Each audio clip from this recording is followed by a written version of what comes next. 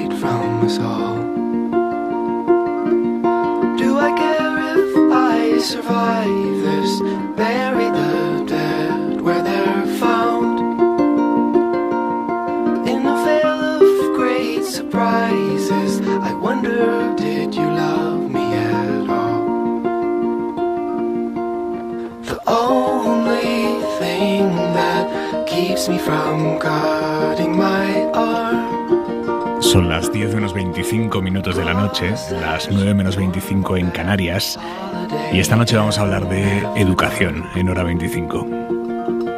Y lo vamos a hacer con tres profesores, los tres mejores profesores de España. Acaban de ser reconocidos como los mejores docentes de nuestro país en el curso pasado, en los premios Educa Abanca. Vamos a intentar con ellos analizar hacia dónde va la educación en este país, cómo se acercan hoy en día los maestros a los chavales, qué se está haciendo bien, qué se está haciendo mal en las aulas, qué se podría mejorar. En definitiva, el gran reto educativo que tiene España por delante. Esperanza Meseguer, buenas noches. Hola, buenas noches. Esperanza ha sido elegida mejor docente de educación infantil en el Colegio Público Nuestra Señora de Loreto, en Murcia. Esperanza, enhorabuena. Muchísimas gracias. En educación primaria, Francesc Nogales, del Colegio San Enrique, en Quart de Poblet, en Valencia. Francesc, buenas noches. Buenas noches. Enhorabuena también. Muchísimas gracias, de verdad. Y el profesor de secundaria y bachillerato, Antonio Pérez, del Instituto Sierra Luna, en Los Barrios, en Cádiz. Antonio, muy buenas noches. Muy buenas noches y muchas gracias. Y también enhorabuena, efectivamente. ¿Cómo tiene que ser, y se lo pregunto a los tres, cómo tiene que ser el docente del siglo XXI? ¿Qué habilidades tiene que tener? Esperanza, empiezo por ti. Bueno, pues el nuevo perfil del docente yo creo que debe ser un perfil muy basado en la evidencia, más que en la experiencia, ¿no? En el yo creo que esto es así, en la creencia. Un perfil tecnológico, sin duda, y un perfil muy humano porque nos viene un futuro cargado de tecnología, cargado de muchos medios que parece que deshumanizan, ¿no? Creo que debemos ir cargados de una buena mochila de educación emocional. Francesc. ¿Qué te diría yo? Mira, yo creo que un buen docente debe de tener fe en sus alumnos. Creo que es importantísimo creer en nuestros alumnos y capacitarlos, sobre todo. O sea, el decir, oye, tú puedes conseguirlo, generar ese efecto Pigmalión. Antonio. Pues lo primero que creo que debe de tener o que tiene que tener un docente para ser un buen docente es querer lo que está haciendo. Tiene que ser vocacional y tiene que amar lo que está haciendo. Y luego tenemos que adaptar nuestras metodologías, nuestras formas de enseñar al lenguaje del alumnado del siglo XXI. Hoy día, por ejemplo, mis alumnos de secundaria se pasan el día en las redes, viendo canales en YouTube, viendo vídeos en YouTube. Ese lenguaje lo tenemos que dominar los docentes y es el lenguaje que tenemos que utilizar, sobre todo con los más mayores, ¿no? que tienen acceso ya a las redes sin ningún problema. Francesc, tú de hecho, bueno, voy a empezar a tutearos si no os importa, ¿eh? Claro, tú de hecho, en una de tus últimas clases organizaste un escape room matemático para estimular el aprendizaje de tus alumnos. ¿Cómo es esto de un escape room para estimular a los chavales? Sí, a ver, creo que la gamificación es una herramienta muy poderosa para los alumnos. La gamificación es utilizar los juegos en la educación, Claro, ¿verdad? claro, la gamificación consiste en utilizar juegos o dinámicas que se utilizan en los juegos, ¿no? Por ejemplo, cartas o crear un escape room. A mí me encanta cuando empezamos un tema de matemáticas, empezarlo con un pequeño escape room que puede ser muy sencillo o muy complejo. A veces los profesores hacemos cosas muy difíciles y muy complejas, nos complicamos muchísimo la vida. Y un sencillo escape room con unas cajas de madera, con unos candados, unas pruebas matemáticas, al final para ellos ya es un reto. Y siempre empezamos las unidades de matemáticas, pues eso, retando un poco al alumno. Contaba Antonio que ahora los alumnos hablan con el lenguaje YouTube. Ellos están todo el día con las pantallas. ¿Notáis que cada vez cuesta más mantener la atención de los alumnos? ¿Cuál es la clave para mantener la atención de unos chavales durante más de 40 minutos, 50 minutos? Antonio. Pues la clave está en utilizar metodologías innovadoras. Tú no puedes mantener a tu alumnado 40 o 50 minutos dando una clase magistral. De hecho, yo ya ni me acuerdo cuándo fue la última vez que di una clase magistral. La clave está en utilizar metodologías innovadoras. Yo, por ejemplo, uso el aula invertida. Mi alumnado estudia la teoría con los vídeos de un canal de Antonio Profe en casa. Y las clases las dedicamos a resolver dudas o a charlar o a trabajar. Por ejemplo, tenemos esta mañana, por ponerte un ejemplo, con los alumnos de química de segundo bachillerato, pues tenemos un proyecto que lleva varios años que se llama Ciencia Solidaria, que lo que hacemos son prácticas de laboratorio, lo subimos a un canal y los fondos los donamos a ACNUR, la Agencia de la ONU para los Refugiados. Pues esta mañana les dije que tenemos que conseguir recaudar cierta cantidad de dinero este año y que para hacer eso tenemos que buscar fórmulas para convertir un vídeo de nuestro canal, que es de ciencias, en viral. Y se volvieron locos. Y eso ha sido esta mañana. Se volvieron locos. Antonio, ¿nos podemos crear una cuenta en TikTok y hacemos un baile y en el baile llevamos carteles en los que se indique que el canal Ciencia Solidaria recauda para ACNUR? Y aquello fue impresionante porque fue una respuesta increíble. Entonces, lo que quiero decir con esto, que no solo hay que dar química en las clases, hay que trabajar los valores, hay que trabajar, quitar esas ideas que están emergiendo como la xenofobia, y eso se hace en todas las materias y a todas horas. Y eso nunca es tiempo perdido. Claro, pero te digo, esta mañana fue increíble. El Ministerio y las comunidades autónomas os marcan un plan de estudios que solo tenéis que impartir al final. O sea, entiendo que hay que compaginar las dos cosas. ¿Cómo gestionáis esto? Antonio, perdona, que estaba contigo. Vale. Pues yo suelo terminar los temarios, sobre todo con mis alumnos de bachillerato, pues me da tiempo a terminar los temarios. Y eso que yo soy de los que piensan que los temarios son enciclopédicos y que habría que reducirlos. Pero yo lo suelo terminar. Es que utilizando metodologías distintas a las que se suele usar, desterrando la clase magistral y buscando tecnologías y metodologías innovadoras, te da tiempo a todo. Y puedes trabajar todo. A mí muchas veces me dicen, Antonio, tus alumnos van a selectividad y a ti ¿cómo te da tiempo a hacer vídeos para el canal de prácticas, lo de los TikTok, lo de recaudar fondos? Digo, pues me da. Y además mis alumnos sacan buenas notas en selectividad. Esperanza, ¿tú notas que te cuesta más? Lo que pasa es que los tuyos son muy pequeños todavía, pero estás viendo una evolución en ellos que te cuesta más a mantener su atención, captar su atención. Sí. Se nota el efecto del exceso de pantallas en el alumnado y sobre todo en los más pequeños. Tenemos niños más inquietos, con más falta de atención, y eso lo vemos habitualmente. Por eso esto que están hablando mis compañeros sin duda es fundamental, el hecho de poder captar el interés. Necesitamos actuar a través de pedagogías muy activas, muy participativas, y permitir diferentes opciones para percibir la información, y para eso pues se pueden utilizar infinidad de instrumentos en acciones educativas, como comentaba Francesc, a través de una escape room, ¿no? Que además permiten ofrecer múltiples métodos de respuesta, que es lo que buscamos, no solamente la respuesta en un examen, saber cómo han aprendido, ¿no? Y que lo que ha aprendido se puede responder de muchas formas. Y tenemos herramientas para ello, tenemos posibilidades para ello. Sobre esto de aprender y de los exámenes francés, muchos alumnos se quejan de que en España los exámenes, las pruebas a las que se enfrentan no son más que un ejercicio intenso de memoria, que no se pone a prueba su capacidad de desarrollar, de innovar, que es una memorización profunda. ¿Esto sigue siendo así?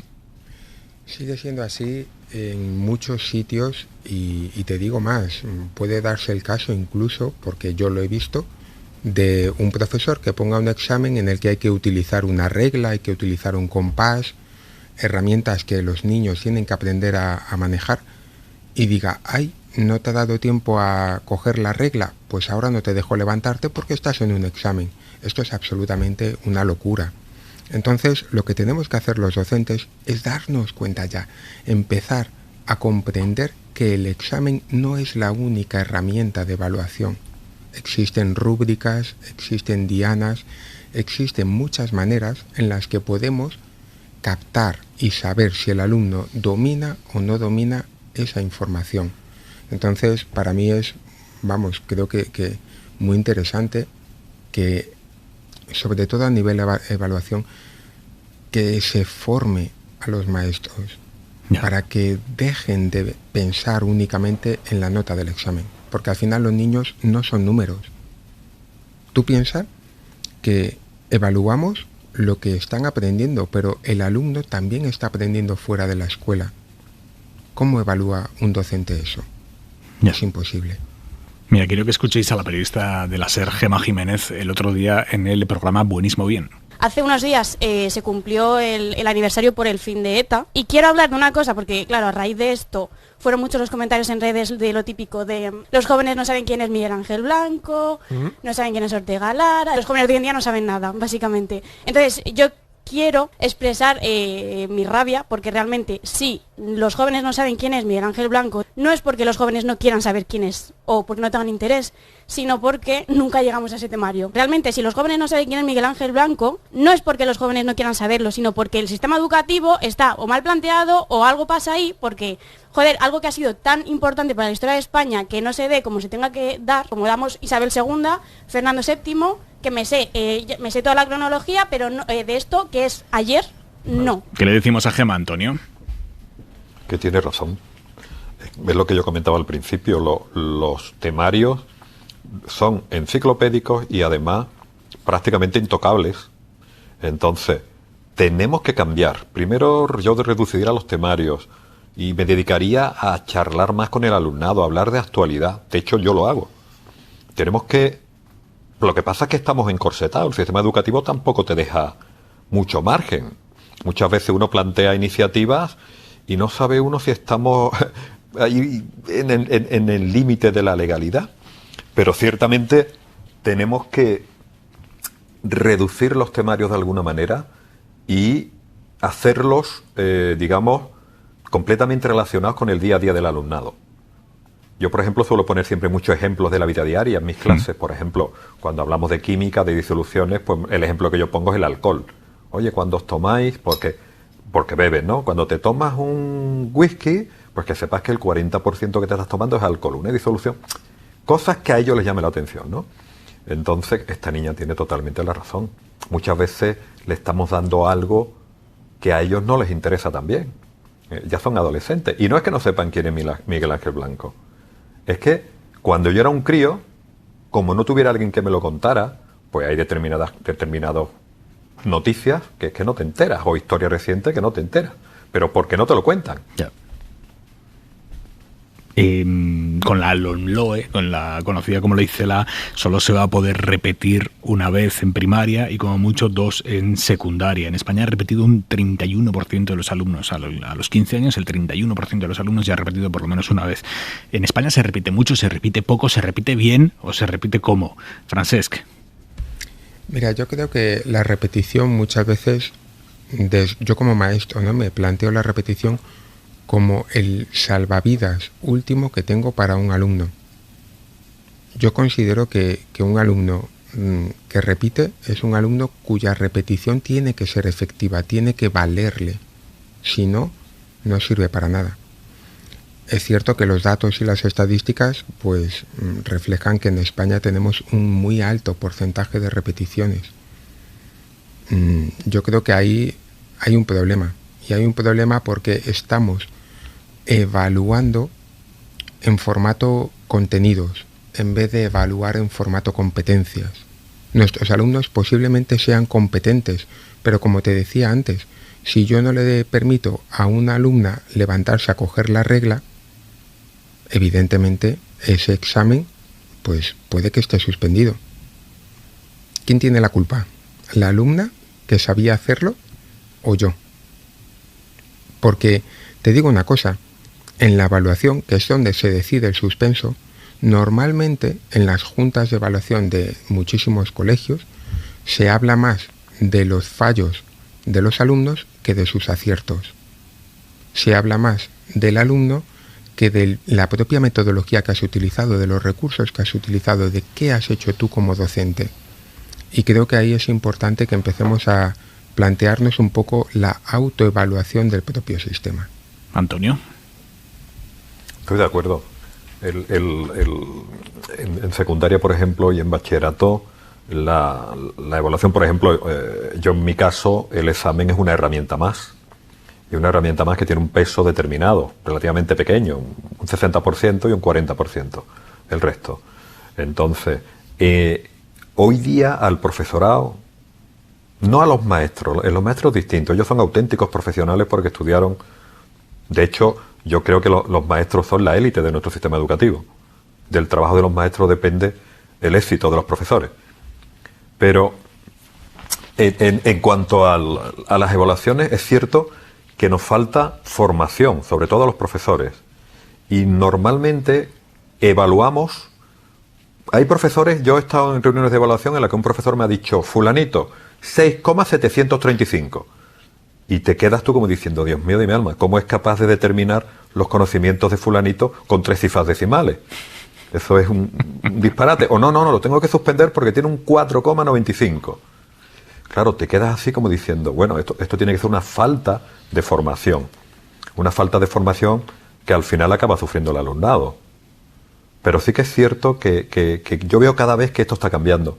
En las reuniones de evaluación que tenemos en mi centro, cada vez hacemos una evaluación más en conjunto del alumno y muchas veces algunas materias que no ha llegado al 5, cuando nos reunimos, pues al final le ponemos el 5 o le ponemos el 6.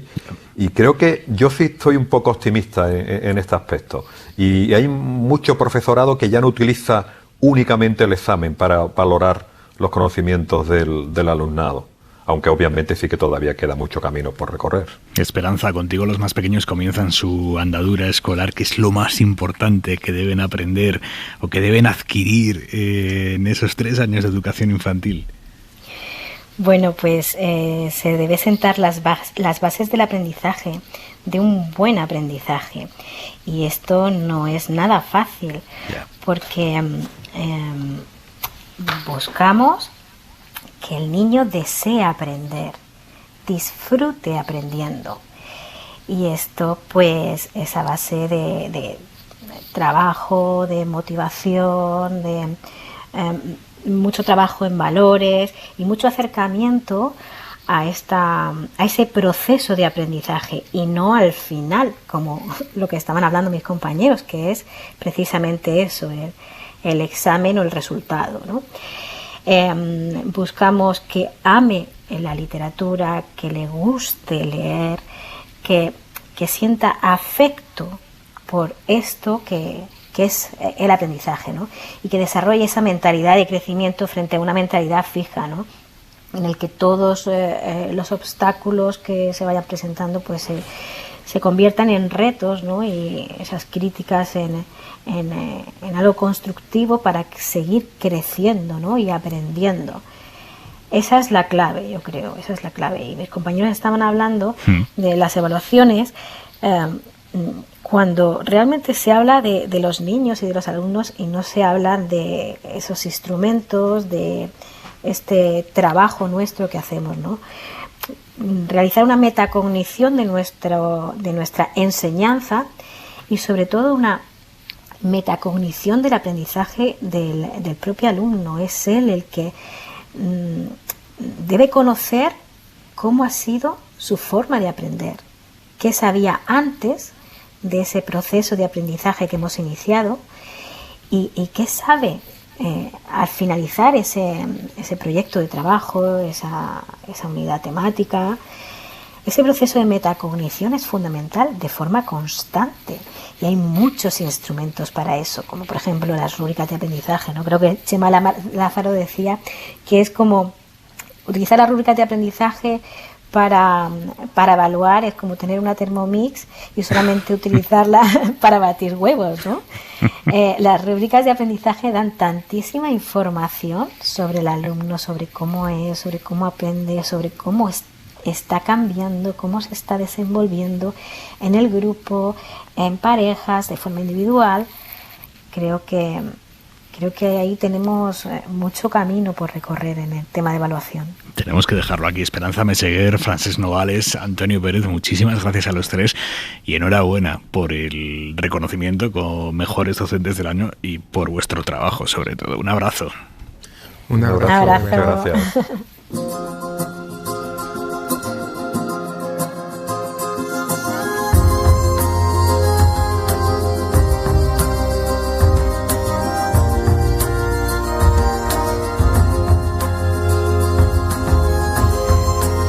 Al principio de Hora 25 les hemos contado las cifras del suicidio en España. Más de 10 muertos al día, 10 personas que se matan al día. 7 millones de personas con algún pensamiento suicida en el último año. Pero el suicidio se puede prevenir. Y aunque aún no hay un teléfono público de 3 dígitos como el 016 con la violencia de género, por ejemplo, sí hay algunas iniciativas muy valiosas. Una de ellas es el teléfono de la Asociación La Barandilla, en Madrid. Es el 911-385-385, 911-385-385. El periodista de la cadena SER, Carlos Cano, ha pasado una hora en la centralita de ese teléfono. Lleva 4 años en marcha y ha atendido más de 5.000 llamadas. Durante la grabación de este reportaje, de hecho, sonó en 6 ocasiones. Junivel Lancho es la coordinadora del teléfono contra el suicidio de La Barandilla. Todos los que atendemos al teléfono somos psicólogos clínicos y aparte voluntarios. Y empezamos a las 9 de la mañana, hacemos el turno hasta las 3 de la tarde y luego de 3 a 9 de la noche. Y desde ahí empezamos a trabajar todos los que... Teléfono contra el suicidio, ¿en qué le podemos ayudar? Buenos días. Por desgracia, esta no fue la única vez que el teléfono interrumpió la grabación. Cuando un chaval o una persona mayor quiere o dice me quiero quitar la vida, no quiero seguir viviendo, eso es una llamada al sufrimiento, es una llamada de socorro y de auxilio para que no seguir sufriendo. Teléfono contra el suicidio, buenos días, ¿en qué podemos ayudarle? Las llamadas han aumentado durante la pandemia, sobre todo por parte de jóvenes, de mayores de 70 años y de personas a las que se le mezclan los problemas económicos con otras cuestiones. Ya, pero bueno, es que así, escuche, es que si llega usted a ese extremo, no va a poder ver a su hija y su hija se va a quedar sin su padre. Ana Fon es otra de las psicólogas voluntarias del teléfono contra el suicidio de La Barandilla. Bueno, de momento no anticipe, tiene usted muchos problemas, vaya usted con los problemas que le vayan viniendo uno a uno, porque es verdad que la situación es complicada. Su trabajo consiste sobre todo en escuchar, pero también ofrece soluciones realistas. Claro, pero de momento será así, pero a ver, no tome usted la decisión definitiva. Mire todas las alternativas que haya posibles antes de eso. Al otro lado del teléfono hay un hombre que ha llamado desde un coche, una situación de riesgo. ¿Y está usted muy lejos de su casa? Pero tiene posibilidades de coger un autobús y irse a su casa. O de bajarse del coche y llamar al amigo que dice con el que puede hablar. Bueno, ya, pero es que así le podrán ayudar, a lo mejor su amigo. O si me quiere decir dónde está, ¿no quiere decirme dónde está y le asistiría el 112? ¿Hablará con su amigo? Muy bien. Llame a su amigo, por favor. Vale, hasta luego. Después de la llamada le preguntamos cómo está y Ana reflexiona sobre lo que ha pasado. ¿Yo le he ayudado a este hombre? Hombre, él llama porque quiere que le escuchen en ese momento. ¿Qué es lo que dice? No nos llegamos para que me escuchen y a ver cómo... Sé que no me van a poder solucionar el tema de la economía. Entonces, ¿le he ayudado? y está en el coche, o sea, yo no he conseguido tampoco sacarle del coche, que otras veces, bueno, le guías y te hacen un poco de caso. Los expertos no se cansan de repetirlo. Hay periodos de riesgo, pero si consiguen ayuda, las personas con ideación suicida suelen superarlo. Por eso hay que buscar acompañamiento y siempre pedir apoyo profesional. Suscríbete a Hora 25. Todos los episodios y contenidos adicionales en la app de Cadena SER y en nuestros canales de Apple Podcast, Spotify, iVoox, Google Podcast y YouTube. Escúchanos en directo en la SER de lunes a viernes a las 8 de la tarde.